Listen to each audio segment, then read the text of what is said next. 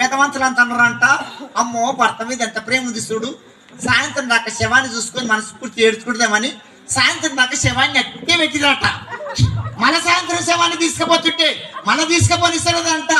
ఓమో నా దేవుడు రొమ్మత గుద్దుకొని కింద పాటు ఏడిసి శవానికి అడ్డం తిరిగి శవాన్ని ఎత్తుకుపోతారు, కాళ్ళని గుంజుతుందంట.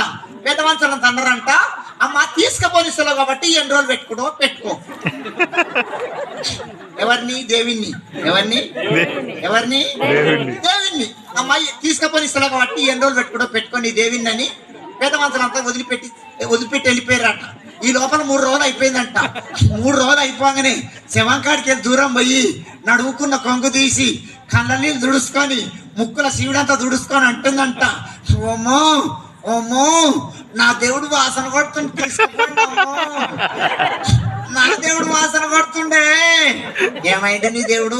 వాసన కొట్టిండు. కొంచెం బొగ్గులేండమ్మా. వాసన కొట్టిండు. ఏమైంది నీ దేవుడు? వాసన కొట్టిండు. ఏమైంది నీ దేవుడు? వాసన కొట్టిండు.